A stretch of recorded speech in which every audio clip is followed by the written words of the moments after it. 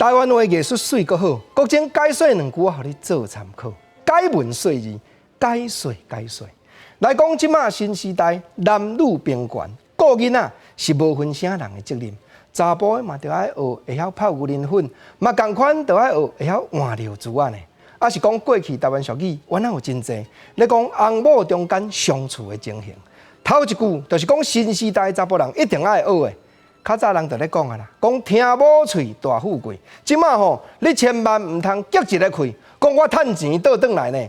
趁钱做阿爸的时代已经过啊啦。较早若讲趁钱薪水交互某，谈厝人讲话较大声，安尼叫做90分的阿爸。即马吼，现代男性逐项都爱会晓学，若无就只有剩60分，甚至无及格啦。即马就是听某喙大富贵，男女平权、互相分配的时代哦。是讲翁某咧相处过去，有哪一句俗语话，真趣味。尾啊，人嘛甲写做流行歌，就是讲叫做困破三领笑，心肝掠袂着。这就是林文良老师作词作曲，名歌手广播的歌王梁山兄主唱迄条《翁某心》。毋则歌词内底倒句，讲甲伊困破三领笑，掠伊心肝掠袂着。有时吼气甲拢甲掺咸椒煮菜啦，啊有时吼我若湿一个啊，做某就咻咻叫啦。是讲翁某互相虽然心肝掠袂着，毋过嘛是爱共心呢。翁某互相中间若无议论，好心自然趁钱就会剩。毋则人讲翁趁某钱，要好业毋免3年。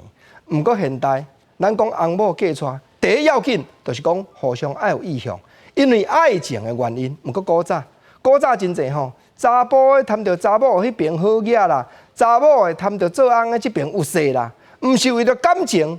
为着门户相当才来嫁娶，原来一句俗语话，讲有一寡女性，这古早啦吼，讲想要傍翁婿，无宜嫁翁煞来举翁家，这原来有哦。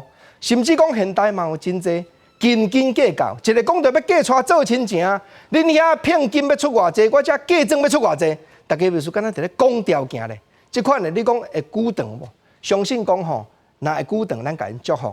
若袂久长，也是情理之中啦。毋则讲现代，就是敢若因为感情，因为互相有意爱，才会当结成夫妻。啊，若真正结成夫妻了，咱就无计较哦。因为古早原来一句俗语话，讲无冤无家不成夫妻。